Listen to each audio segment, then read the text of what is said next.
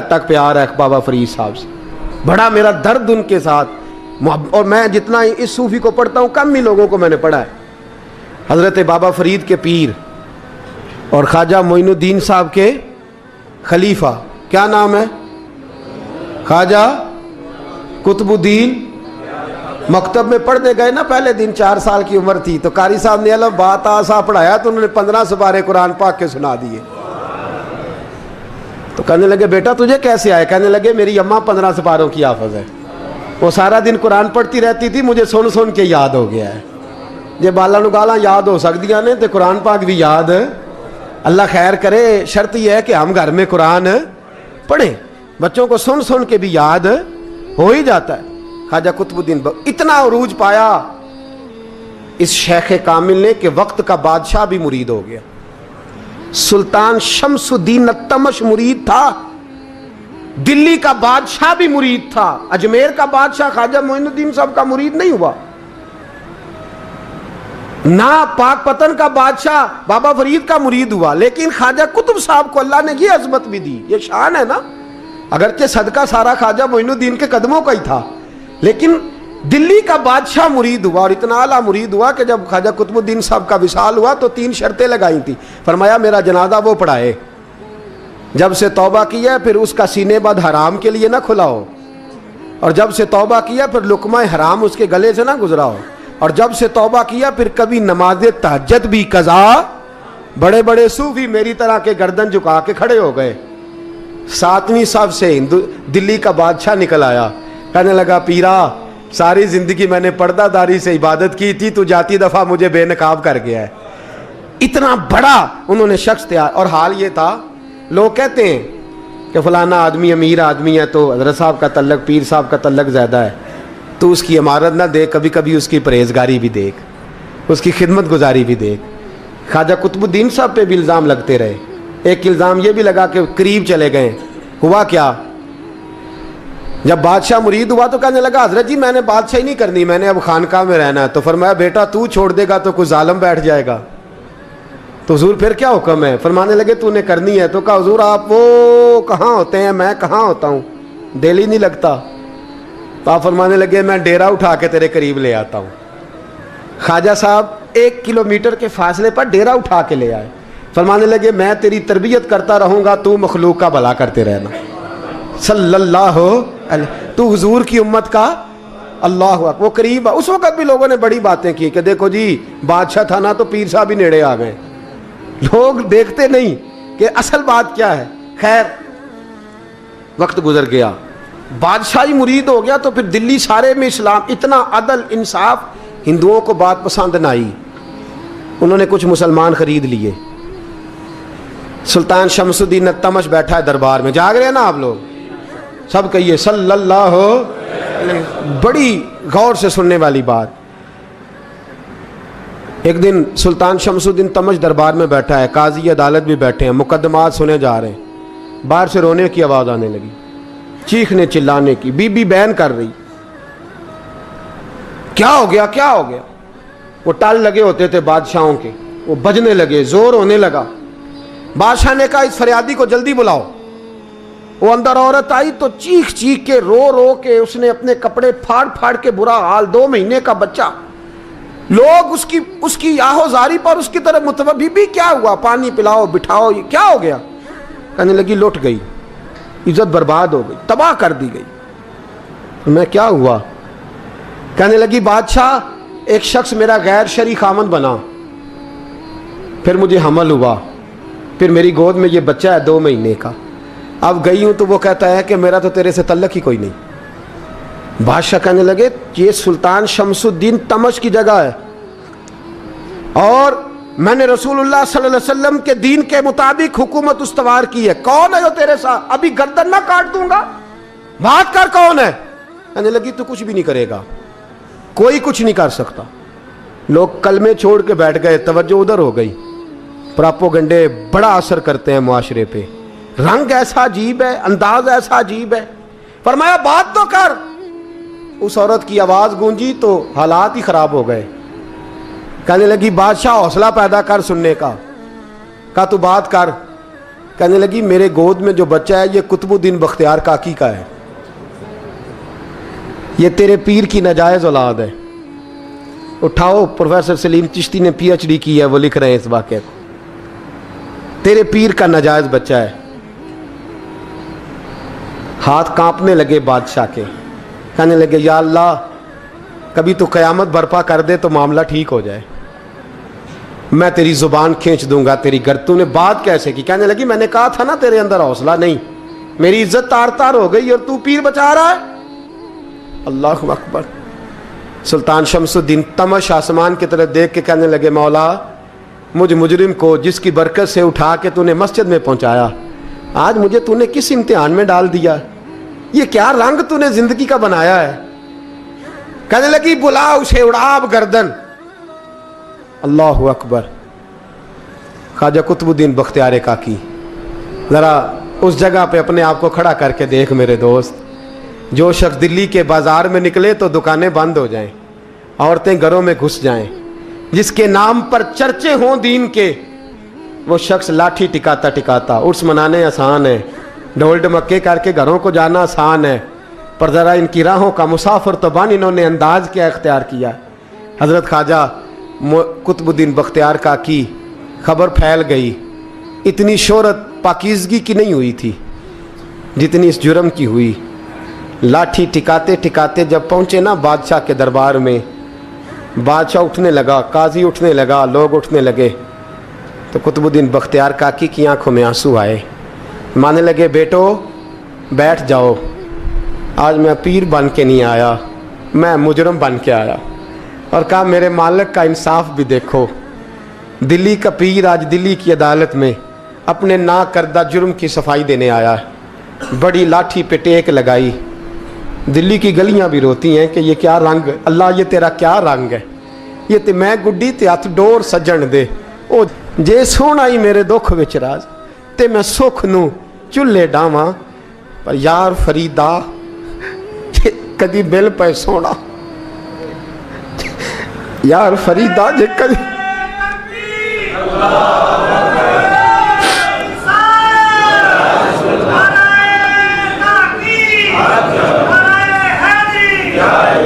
یہ کدی مل پہ سونا، بس انہوں رو رو حال سناواں، ٹیک لگائی ہے، کہنے لگی بی بی بول دے گواہی، کہنے لگی بی بی رب جانتا ہے، رب کا رسول جانتا ہے، پر میں تجھے نہیں جانتا، تو کون ہے؟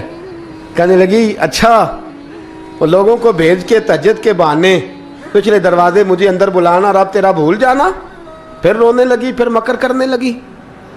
مجھے بتائیے ایسا کوئی مقدمہ ہو تو لوگ کیا کہتے ہیں؟ یکدم حالات بدلتے ہیں کہ نہیں بدلتے؟ دلی کا ماحول ہی بدل گیا، سارا رنگ ہی بدل گیا۔ عورت تو ہندو تھی، اس نے تو جھوٹ موٹ کے کلمے بھی پڑھ رکھے ہیں۔ اللہ اکبر۔ خواجہ صاحب پوچھتے ہیں گواہ ہے کوئی تیرے پاس؟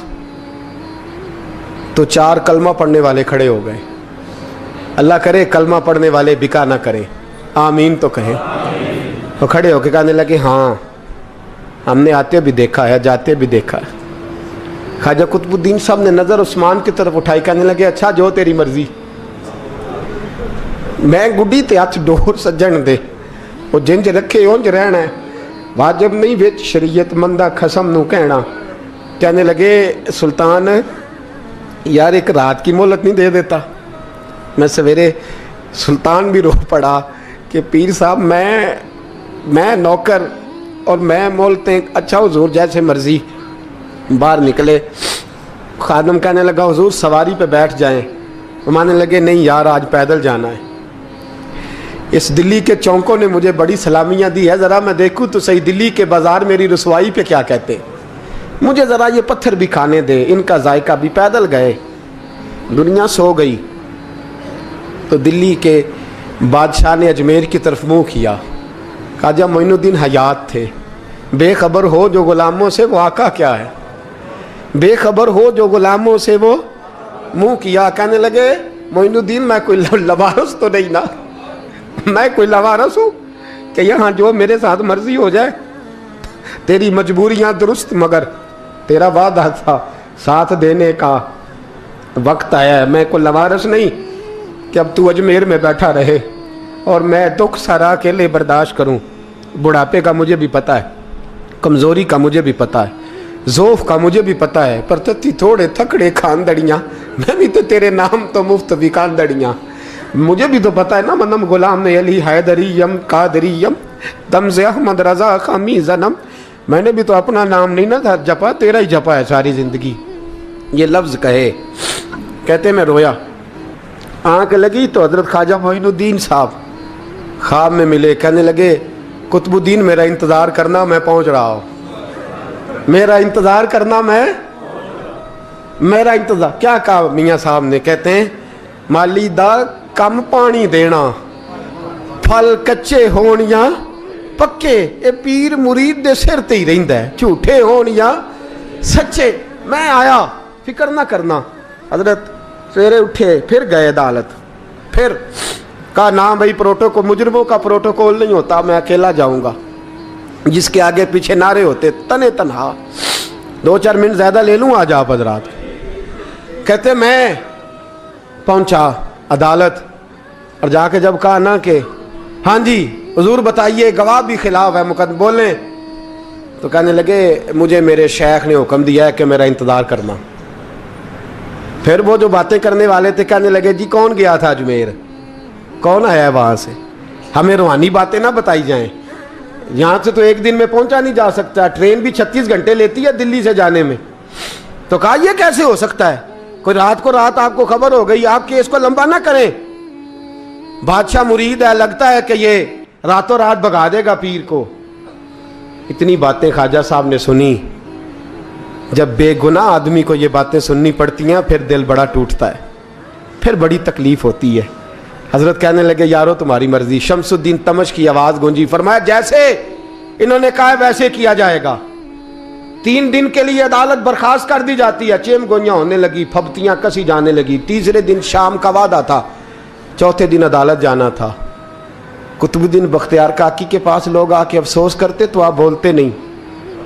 یہاں تو لوگ صفائیاں دیتے بولتے نہیں. فرماتے یار میں گڈی تے ہاتھ ڈور سجن دے, وہ جینج رکھے, میں اونج ہی رہنا ہے, جیسے اس کی مرضی ویسے. جیڑیاں گڈیاں آپ پہ اڈیاں ہو نہ چڑھن اونچائیاں, وہی گڈیاں اونچیاں اڈیاں جیڑیاں سائیاں آپ چڑھائیاں. فرمایا ٹھیک ہے جیسے وہ رکھے, میں راضی ہوں. اللہ اکبر. تیسرے دن کی مغرب کا وعدہ تھا. جب مغرب کا سورج ڈوب گیا نا, بڑے قافلے اجمیر سے آئے پر معین الدین نہ آیا. وعدہ کیا تھا یار نے, آؤں گا دن ڈھلے.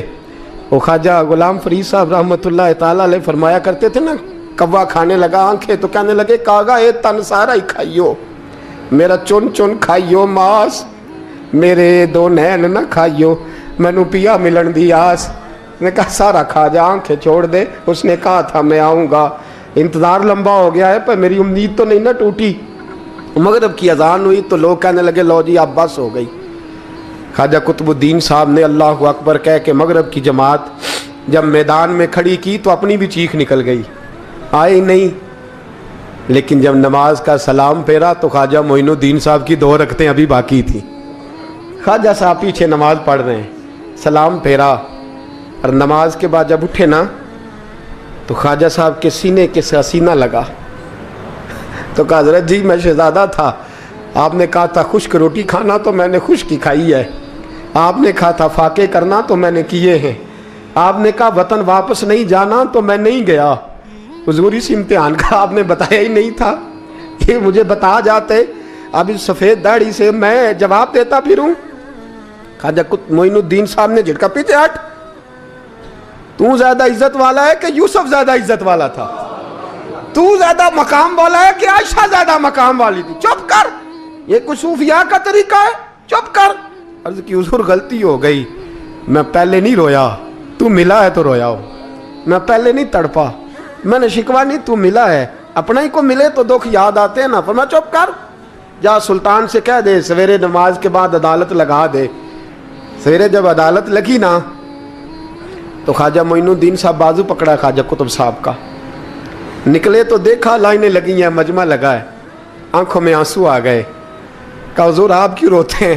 فرمایا میرا دل تھا لوگ میرے قطب کی شان دیکھنے آئے, یہ کتنے بدبخت ہیں، میرے کتب کی رسوائی دیکھنے آئے، کتنے نالائق ہیں، رسوائی دیکھنے اتنے آئے ہیں، شان دیکھنے آتے ہی نہیں۔